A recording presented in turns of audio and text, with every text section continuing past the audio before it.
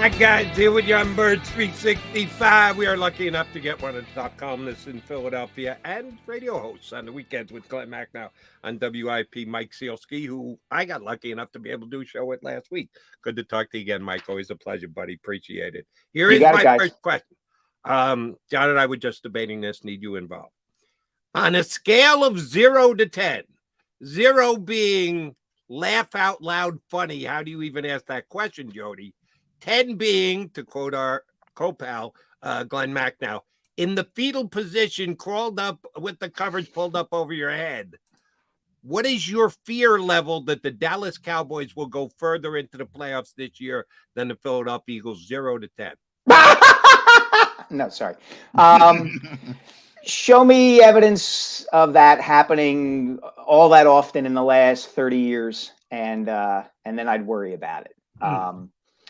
The Cowboys, for whatever reason, you can blame Jerry Jones, you can blame Mike McCarthy, you can blame whatever you want to blame, generally are the most underwhelming franchise in the NFL. When they're really, really good during the regular season, they burp it up during the playoffs.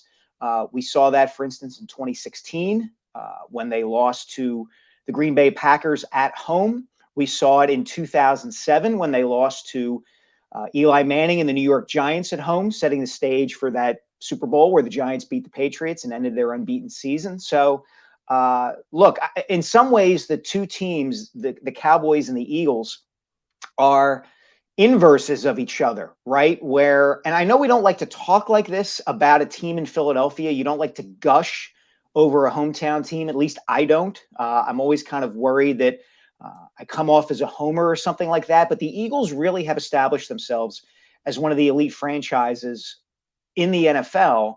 And they deliver in respects that the Cowboys never seem to deliver. The Cowboys are perennially not meeting expectations, and the Eagles very frequently in recent years have been exceeding those expectations. So if I were an Eagles fan, I wouldn't be too worried about the Cowboys. All right, well, you got. I would say this. Mike. Hold on. Good answer, except you didn't answer. Give me a number. 0 to 10. 1.5. 1.5. Being Wow. petrified. 1.5. All right. Now, I'm two things. I feel like I'm the Cowboys apologist on the show. That's gonna go well, but on my social media. But I'll say this, Mike. You got to worry about somebody, right? It's not going to be all. I don't think it's going to last. John, as my friend Allen Iverson would say, it ain't all peaches and cream. Yes, I use peaches and cream, and it's going to be difficult. If San Francisco, Dallas, the NFC doesn't look great on paper. Dallas has won 12 games 2 consecutive years. They got to have some talent. Now, you might remember this because I remember it well during the Arizona game. Not the Super Bowl, when they went out to Arizona last year. The Eagles had not done very well in Arizona. They don't play out there that much. And that got brought up to Nick Sirianni.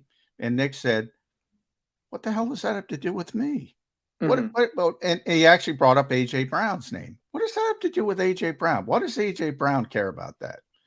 There's such turnover in the NFL. What I was saying to Jody, now, when you want to gauge a front office, the Eagles have a better front office than the Cowboys. I think that's fair. That history, that Jerry Jones history, I think that's real. But when we talk about 10,000 days the Cowboys haven't been in a championship game, what does that have to do with what does that have to do with Mozzie Smith, their first-round pick? Sometimes you have talent in a given year in the NFL. And sometimes it's your year. And the Cowboys are starting at a good baseline as a 12-win team and adding Stephon Gilmore and Brandon Cooks to 2 of their weaknesses. So, devil's advocate, why not the Cowboys on a given year? Well, look, John, at some point you're going to be right. I mean, you just are. That's the law of averages, and the odds are that one of these days the Cowboys will get past the divisional round of the playoffs and get back to a championship game and get back to the Super Bowl. And look, it's very possible it will be this year. You're right. I mean, I'm kind of playing along with with Jody's question to a certain extent, but I think you're underselling the effect that Jerry Jones and his front office decision making has on the franchise as a whole. I would agree with you if you look at the totality of the last 25 to 30 years, okay? And Jeffrey Lurie has owned the Eagles that entire time. Yeah. And there's a profile, generally speaking, for the kind of coach that Jeffrey Lurie wants to hire and the kind of decisions the Eagles make. But even within those confines, they've had much more diversity, I would argue, in their approaches than Jerry Jones does. Because I think Jerry Jones, to a greater degree than just about any other owner, and certainly any other player personnel director in the NFL, Right. takes other factors into consideration other than, is this going to win us games on the field? Jerry Jones wants the Cowboys to be interesting. He will sign players and acquire players and make moves to keep them interesting. Does he want to win? Of course he wants to win. But he also takes the interesting aspect to a greater degree than any other owner or player personnel guy does. And I think that's the secret anti-sauce, if you will, that keeps Yeah. And I think that, by the way, I think that part's fair. The Eagles have a much better run organization, and that makes it easier. That increases the margin of error for the Eagles versus the Cowboys, is how I look at it. But you know this town, Mike, and I brought up Sam Hinkie. Guess what? If Sam Hinkie, who I don't believe is a great basketball mind, he wasn't making all these great personnel moves. His whole game was getting the next LeBron James. Well, guess what? If he got the next LeBron James, he would have won a title, but he didn't. And he would have been the same executive. Yeah, not a perfect parallel, only because LeBron James or a Steph Curry or a Giannis or even to a lesser degree a Joel Embiid can have such an outsized impact on a franchise and the league. You know, I wrote about this talent. I'm talking about talent as a whole. Yeah, the Cowboys have the best talent. You know, that can overcome a bad front office. And I don't necessarily think they have the best talent. I'm just saying there's a chance. Just because it didn't happen before doesn't mean it's going to not happen in perpetuity, is what I'm trying to say. Well, they're making a good run at it. Fair enough. Mikey, fair enough. It sounds like both you and I are not very much in fear of the Cowboys this year. Who should we be in fear of? I am one of the bigger Brock Purdy fans in the Delaware Valley. The biggest, I would argue. Okay, the biggest. I don't think he's gotten near enough credit for what he did last year. And I think whether it's purposefully or subconsciously, people can't get past the fact that he was Mr. Irrelevant and the last pick in the draft. And they just want to look past the numbers that he put up in his 6 regular season starts and his start against Seattle in the playoffs. It's as good a 7-game run as anyone in the National Football League had last year, including guys named Hurts, Mahomes, Herbert, Allen. It doesn't matter. He's Mr. Irrelevant. So who the hell cares about Brock Purdy? I think he showed up and showed out last year. I think it's San Francisco, and then I think the drop-off is significant. Everybody else. I think the 49ers are a legit contender to the Eagles winning the NFC and going back to a Super Bowl. And then the drop-off is huge. Something it's Dallas number 2, San Francisco number 3. Something it's Dallas and San Francisco together, then a drop-off. Do you agree with me that San Francisco is far and away the biggest challenge to the Eagles going back to the ball? On paper, Jody, yes. But the thing about the NFL is that you never know. You absolutely never know. The Cincinnati Bengals weren't a contender until, boom, Joe Burrow and Jamar Chase kind of made them one, coming out of a season where nobody would have thought that they would have been considered contenders. And so the possibility is there, if not, I would say the likelihood is there, that a team we're not thinking of or talking about is going to shoot towards the top of the NFC standings. Who that team might be, I mean, I have some guesses. I'm really curious to see what Green Bay looks like with Jordan Love. Just because I'm curious, you know, we've been waiting on Jordan Love for so long, and I want to see what he looks like. This is totally out of the blue. I acknowledge this is totally out of the blue, But I admire the job that Arthur Smith has done in Atlanta the last couple of years. Wow. Ringing 7 wins a year out of that team with that roster. And so a couple of changes here and there. Maybe, Ritter is a little bit better than everybody thought he was going to be. I'm not saying they're going to challenge the Eagles. I'm just saying that we don't know. We really don't know. And who thought the Giants were going to come out of the chute winning 6 of their first 7 games last year? And by the end of the year, have the entire New York media saying, of course you give Daniel Jones a long-term contract. Why would you think otherwise? So I'm with you, Jody, that San Francisco on paper absolutely looks like a challenger, and it wouldn't the Eagles' primary challenger, and it wouldn't surprise me if we saw a repeat of the NFC Championship game from last year. But beyond that, I think there's probably a team we're not talking about very much that's going to surprise everybody. By the way, Cincinnati, good point, Mike. I go back to they were a bad they're still a bad organization. I mean, they are run shoestring, but with all due respect to Howie Roseman, who is a deserving executive of the year, and I've said this on the show a couple times, Duke Tobin should be given every award because that guy's got like 2 employees and they run that thing and they have this roster. And part of it is, look, you draft at the top for a long time, you start getting great players, Joe Burrow, Jamar Chase, as you mentioned, on and on and on and on. And all of a sudden you wake up one day and you go, whoa, Cincinnati's pretty stinking good. Yeah.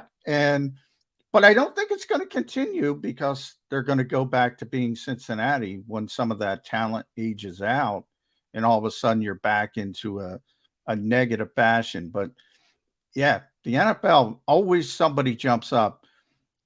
Chicago too, with Justin Fields. Somebody's got to win that division. The NFC North. Minnesota's taking a step back. Looks like they're rebooting. They have a lame duck quarterback. Sorry, John, not to interrupt. We didn't even mention Detroit, who has become the Detroit, fashionable pick, Yeah. To be the team that's on the come. So who knows? Detroit, Seattle too is another team. But I think you're right, Mike. Somebody's going to jump up there that we're not thinking about, and it's not going to be all peaches and cream. And that's, I've been talking about this today. The expectations for this team. I mean, I don't think the Eagles themselves are going to buy into it. But do you think there's a subconscious effect that seeps in the building a little bit? Because I got a lot of fans who think getting back to the Super Bowl is a cakewalk. It's just a given. And it ain't a given. Jason Kelsey was just talking about this. So many things have to align to get to a Super Bowl. Expectations concern you? Yeah, they do. For 2 reasons. Number one, I think you're right. I think fans get conditioned after a season like the one the Eagles just had to think that it will be that easy, so to speak. Again, I mentioned this on the radio a couple of days with Rob Ellis on WIP, where we were talking about the beginning of the 2018 season, the season after the Eagles had won the Super Bowl, where they struggled to beat Atlanta in their opener at home, and then pretty much got their doors blown off by the Buccaneers in Tampa in week 2. And fans were in apoplexy. Like, oh my gosh, get Carson Wentz in there. Nick Foles has lost the magic, blah, blah, blah. And to your point, John, I think it did kind of seep into the locker room just a little bit, and it took Foles coming back at the end of that season for that team to kind of get a bit of its mojo back and get into the playoffs and make another run. So I do think that's in play, because look at what that team did last year, where they were just roundhouse kicking teams throughout the middle of that schedule. Tennessee's going to be a test. Well, no, they're not.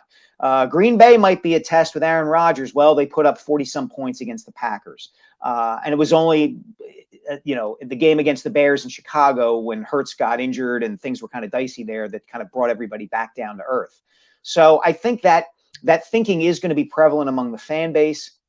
I think the Eagles would do well to kind of try to mitigate that as much as they can, whether you're talking about speaking about it, leaders talking about it, Jalen Hurts, Jason Kelsey, Brandon Graham, Fletcher Cox, guys like that, reminding the team and the public at large, it's not going to be this easy again, just because it rarely is. Yeah, but all right, let's do this. And I've done this exercise before, done on the radio for years. And I'll get both of you two guys on the record. Somebody hands you 10,000, 20,000, whatever the number needs to make it real for you, okay? And hand you this money to go wager on the upcoming NFC season.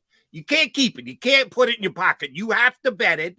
But if you win, you get to keep it all. So it's a nice little significant bump to your yearly salary. Make it $10,000. You get to bet it this year. Where are you betting it? To win the NFC. Eagles plus 250, which means 2.5 to 1. 49ers plus 425, which means 4 to 1 plus. Dallas plus 600, 6 to 1. Lions 10 to 1. Seahawks 11 to 1. Saints 13 to 1. Vikings 14 to 1. Giants 25 to 1. Falcons, Mike, 25 to 1. Green Bay Packers 30. Bears 30. Commanders 40. Carolina 40. Tampa 45. Wouldn't put a penny on Tampa. Are you kidding me? You're going to bet that quarterback. Rams 45 to 1 and the Cardinals 100. You got $10,000 just gifted to you. You need to make it. You need to bet it and make it more or lose out on $10,000. Where are you putting your $10,000, Sielski? Yeah, I would put it on whoever was favored. Of course, if that's the choice. If I lose it, No. I just want to keep it. If I want the maximum return on my investment compared to the amount, that's a question. That's a different question. Yeah. And then I might not bet on the Eagles. In fact, I probably wouldn't. I might bet on the Detroit Lions. Or it's a win or lose thing. Either you win or you lose. Who you But betting I mean, on? it's bound money. If it's my own money, somebody's got my gun in my head, then I'm probably betting on the Eagles. Now, if I bind the money and for some reason, some genie gives it and says I can't keep it, in Jody's example, then I'm going, hey, you know what? I'm gonna bet on. I want a little bit of a score. I might bet on the Lions to make that. But if you bet the Lions and you lose, you lost $10,000. Yeah, but I'm saying that it's not my money. It's bound money. So I might go for the big score. It's partially your money. It's been given to you, and you have it. You just got to bet it. I have to bet it on the NFL season, so it's not really my money. So I want the big score, which I think is what Mike is saying. Yeah, now, and this also just occurred to me, Jody, in your example. I would be less likely in your example to vote to put my money on the San Francisco 49ers. And I'll tell you why. I feel like as good as the 49ers are, even with Brock Purdy as their quarterback, who may be a great story and may come back healthy this year and be very solid or whatever, they have so much more that has to go right for them as a team, because even if Purdy exceeds expectations, he's not Jalen Hurts, and he's not Aaron Rodgers, and he's not Joe Burrow. So, I might be less inclined to go with that. Is he Dak Prescott? No. I don't think he is. I don't think he is. No. Well, and by the way, we had Colin Thompson on the show, but Jody wasn't here. Colin, you would have been all over Colin. He just ripped Brock Purdy to high heaven. But yeah, I mean, I've been on this camp bandwagon. That's why I bring up Colin. He said the same thing, but he's a big Sam Darnold guy because he used to play with him. Okay. So there's always one. Which, by the way, sorry to interrupt you, John. Sam Darnold, one of the key signings in the NFL offseason, because if Purdy gets hurt and Trey Lance isn't as good as everybody thinks, it'll be Sam Darnold coming into the NFC Championship game against the Eagles, not Josh Johnson. Oh, my God, game's over. Everyone can get up and leave now. Yeah. San Francisco has armed themselves with actual NFL quarterbacks in case of injury this year, unlike last year in the championship game. Yeah. Well, here's my point about the 49ers. And Jody's right. And Brock played extremely well. You got to give him credit. He did a tremendous job down the stretch of the season. I will not believe he tore his UCL. Now, there are positive reports coming out. If he's there week 1, I'll come on this show every day and say I was wrong. I do not believe he's going to be ready week 1, just from knowing the history of that injury with baseball and everything else. He's a quarterback. He's got to throw the ball, and he's got to throw the ball effectively. That's a very serious injury. So here's what I'm throwing at you, Mike. Go ahead. I'm with you, John. And just one addition to that. It's not the same injury, but it is a comp in terms of the damage that an arm injury can do to a quarterback's career. Yeah. And you might chuckle at the name I'm going to throw out there. Mark Sanchez. Yeah. Mark Sanchez was never going to be a great quarterback. Don't misunderstand me. But Mark Sanchez was not as good as he might have been before damaging his shoulder with the Jets early in his career. Again, I'm not suggesting the shoulder injury kept Sanchez from being the second coming of Joe Montana. I'm just saying he was a lesser quarterback for that injury. But and here's what I wanted to run by. Should the Eagle fans be worried about the shoulder injury that Jalen Hurts had last year? Well, maybe. maybe a little bit. Although he looked all right after he suffered it. He looked pretty good in the Super Bowl. So I think he's going to be fine, but we'll see.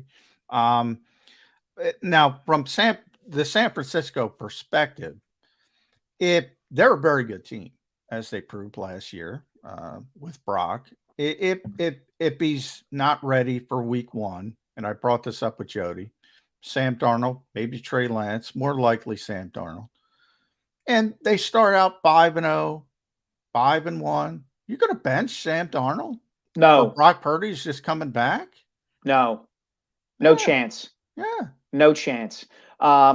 Because the narrative, maybe even the reality, might be that Kyle Shanahan and his offense can unleash something in Sam Darnold that was not unleashed with the Jets or the Carolina Panthers. There's a reason Darnold was the 3rd pick in the draft, right? There just is. It can't totally be that everybody just missed that he can't play. Okay. I mean, it's possible that happens from time to time. Mitch Trubisky was the 2nd pick in the draft. Yeah. I'm not, maybe Darnold is another Trubisky. It's certainly possible. But from the physical traits that Sam Darnold has are better than the physical traits that Brock Purdy has. And if the 49ers are 5-0, 6-0 with Sam Darnold, I got to think Kyle Shanahan is going to stick with Sam Darnold. That would be my guess. Here would be my prediction. If Brock Purdy in the regular season games he played last year, I'm a bigger fan of passer rating than John is. I think it's the best of a bad lot of ways to rate quarterbacks, but it is the best. His quarterback rating was the best of any quarterback in football last year, 107.5, better than Mahomes or Hurts or anybody else. If Sam Darnold's got 107.5 and he's 5-1, they won't be pulling him. You guys will be right. Sam Darnold will stay right there. I'll go out on a limb here and say Sam Darnold, in his dreams, doesn't have 107.5 quarterback rating. His career one is, I'll look it up for you real quickly. My guess is going to be somewhere in the 80s. Oh, sorry, I overestimated. 78.2. I don't think Sam Darnold will be throwing 100 quarterback rating, even if the 49ers are 5-1 with Sam Darnold as quarterback. I'll tell you, it'll be much more about their defense and their offense. Look, Jody, it's going to be much more about their defense and everything else, and the other parts of their offense than their quarterback anyway. Remember, they beat the Cowboys last year. Brock Purdy wasn't the reason they beat the Cowboys. They beat the Cowboys because their defense took the ball away from Dak Prescott, or Dak Prescott had a bad game, however you want to look at it. Purdy did not win them that game. And I don't think Purdy was beating the Eagles in the NFC Championship game either before Hassan Reddick, separated his arm from the rest of his body. Yeah, I'm with you there. It was not looking good early for the 49ers. It would have been closer, wouldn't have been the blowout. I think they would have been competitive, but I do think the Eagles win the game. At Mike Sielski, make sure you follow Mike on Twitter. Obviously does a tremendous job at the Inquirer, inquirer.com. One of the best columnists, I would say, in the country, never mind Philadelphia, at Sports Radio WIP. You can listen to him on the weekends. The big book coming up, The History of the Slam Dunk. I'm looking forward to that one. When's that hit the bookstore? I apologize. I didn't ask you about that on WIP on Saturday. Shame on me forgetting. Thanks for reminding me, John. When is that coming out? Probably next year. I have until my official deadline / tentative deadline to get the manuscript in is mid-November. So once I submit the manuscript, then it takes time from there. So 2024 on that one. I'm trucking along with the writing and the research. It's going well. I appreciate you guys mentioning it. Well, that's one thing about you sports authors. It's way too long to write books. You got to be quick. You got to pump them out quick. I got to think through this. Your book, Gary Myers' book. I've been waiting forever. I wait forever for you guys' stupid book. I get all excited about it, and then it's talk to me in about 14 months. What do you mean 14 months? Jody, here's the problem. That once it doesn't take us all that long, relatively speaking, to actually write the book. Yeah. The back end of the process, once you submit the manuscript, and it has to be fact-checked and formatted, and they have to pick out a cover, and you have to get the blurbs. Once the publisher gets it, that's when it really takes time. So believe me, if it were up to me, I'd finish the manuscript in November, and the damn thing would be out by the NBA All-Star break. But that's not going to happen. Yeah. Now you sound like an Eagle fan. It's got to be someone else. Got to be now. Got to be now. Somebody else other than me. It's the referees. Those damn referees always hate Philadelphia. All right, Mike. Always a pleasure, buddy. Appreciate it. Thanks, guys. Look forward to the next Thanks, time Mike. you come out with us, and when you come out with me on WIP. Thanks for doing it today. You got it, guys. Have a good one. Mike Sielski here with us on Birds 365. All right, clock is ticking. We got to come back, put a bow on the show. Stay with us on Birds 365.